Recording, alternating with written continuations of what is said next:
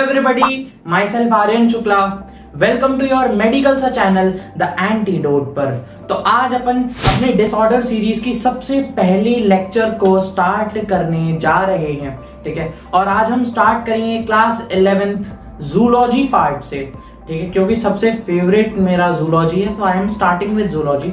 और जूलॉजी में जो सबसे पहला चैप्टर हमें नीट के लिए स्टडी करना है वो है breathing and exchange of gases. तो हम इससे रिलेटेड जो भी डिसऑर्डर्स हैं वो अपन एक एक करके पढ़ने शुरू करने जा रहे हैं, ठीक है। आज के वीडियो में आपको रेस्पिरेटरी डिसऑर्डर का सबसे पहला डिसऑर्डर जो कि एनसीईआरटी में अस्थमा दे रखा है उसके बारे में आज अपन डिटेल में पढ़ रहे होंगे, मतलब उतना डिटेल जितना अपन को नीडेड है, ठीक है। चलो लेट्स स्टार्ट।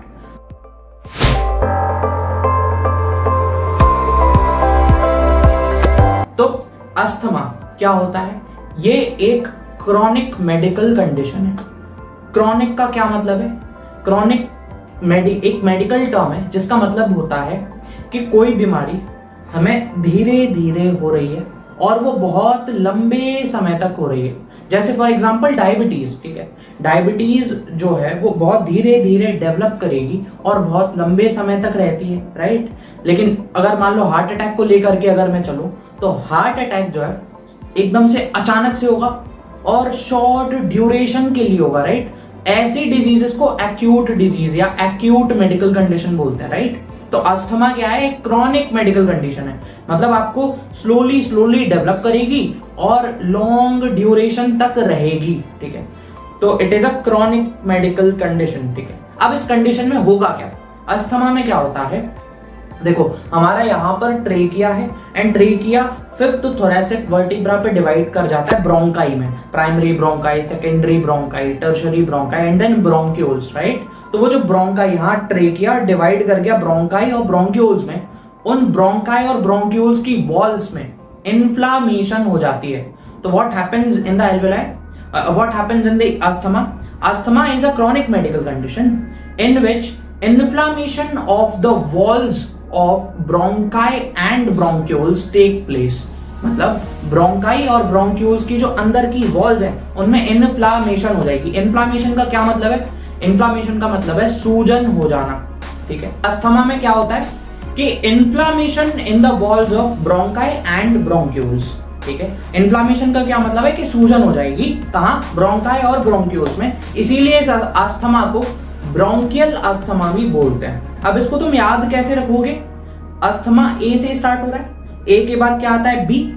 तो ब्रोंकाई और ब्रोंक्यूल्स में इन्फ्लामेशन है, ठीक है। इन्फ्लामेशन कहां पर है इसको कैसे याद रखोगे? अस्थमा ए से स्टार्ट हो रहा है, ए के बाद बी आता है, बी ब्रोंकाई एंड ब्रोंक्यूल्स, ऐसे याद रख लेना, ठीक है। एक ट्रिक है यार, बहुत फालतू ट्रिक है लेकिन है, याद करने में बहुत मदद होगी, ठीक है। अब क्योंकि सूजन हो चुकी है, सूजन होने के कारण एक्सेसिव सिक्रेशन होगा म्यूकस का सिक्रेशन होना, कफ का इकट्ठा होना, जिससे क्या होगा? ब्रीदिंग, सांस अंदर जाने में, ब्रीदिंग में बहुत डिफिकल्टी होगी।